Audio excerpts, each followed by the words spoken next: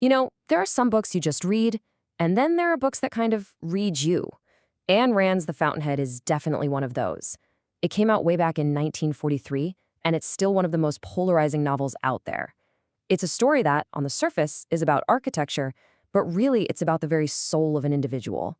And it champions a pretty wild idea, that selfishness, or as Rand put it, egoism, is actually the highest virtue you can have. So, here's how we're going to break this all down.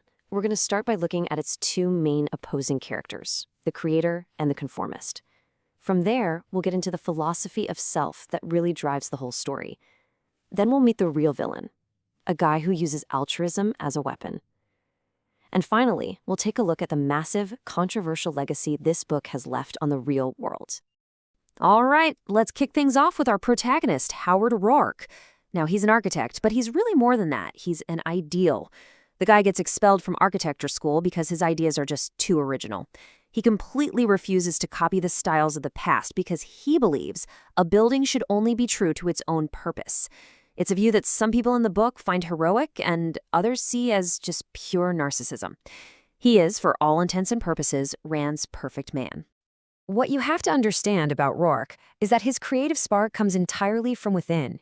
He doesn't give a thought to what clients want or what critics will say or if the public will like it. He designs for the thing itself. He can look at a slab of limestone and just see these bare walls of gray limestone with long bands of glass. It's a pure vision, totally disconnected from what everyone else thinks a building is supposed to look like.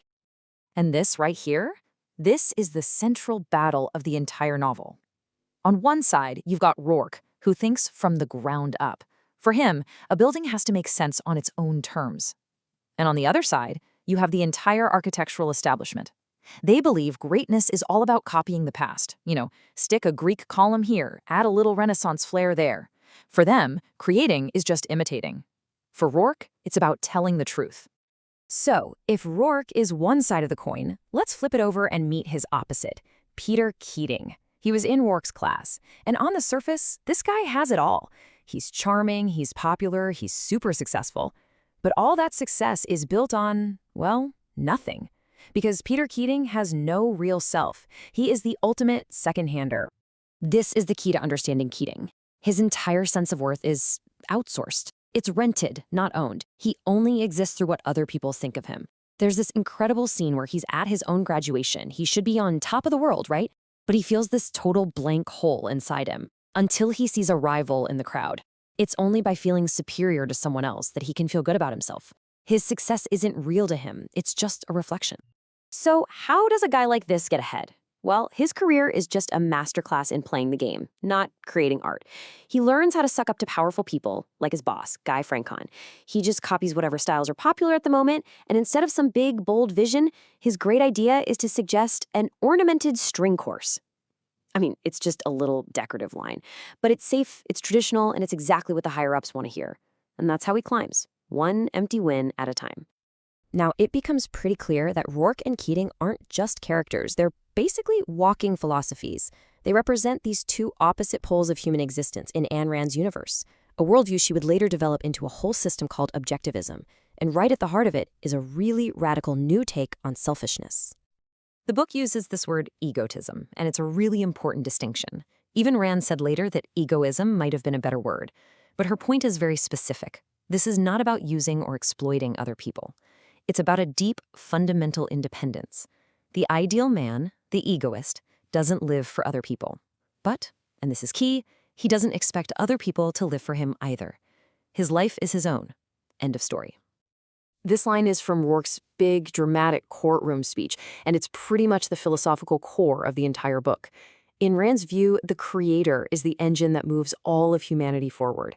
These people don't work by committee or by consensus. They have a vision, it's theirs alone, and by following it without compromise, they literally pull the rest of the world along with them. This radical independence, that's the fountainhead of all human achievement. So if the creator is our hero, who's the villain? You might think it's Peter Keating, the sellout, but no, he's just pathetic. The true bad guy, the real antagonist of the story, is an architecture critic and intellectual named Ellsworth Toohey. And he's an architect too, but of a very different kind. He's trying to build a structure of total power over the human soul. I mean, listen to that. It's genuinely terrifying. That's Toohey's creed. And his weapon isn't a gun or political power. It's an idea. He goes around preaching that self-sacrifice and altruism are the greatest things a person can do. And why does he do that? It's simple. Because a person who has sacrificed their own ego, their own judgment, their own soul, is a person who is very, very easy to control. And he's got a whole playbook for how to do it. It's actually kind of brilliant, in a really sinister way. He doesn't attack excellence directly. That's too obvious. Instead, he just praises everything that's mediocre. He makes average the new ideal. He doesn't forbid success. He just uses the idea of altruism to make successful people feel guilty about it.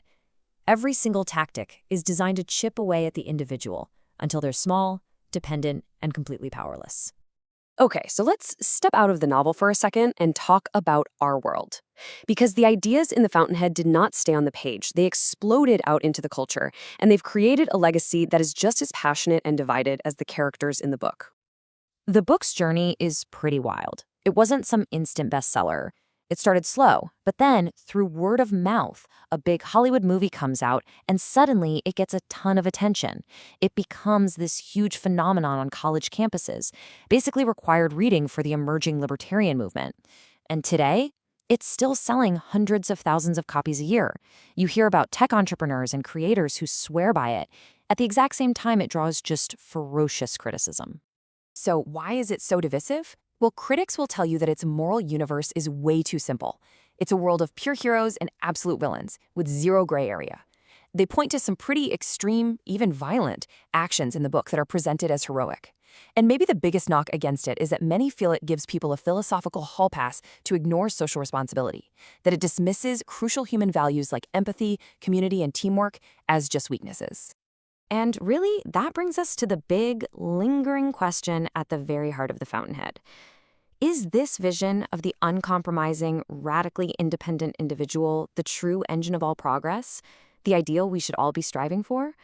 Or is this philosophy just a blueprint for a cold, compassionless world of disconnected people? The book gives its answer with 100% certainty. The rest of us, well, we're left to decide for ourselves.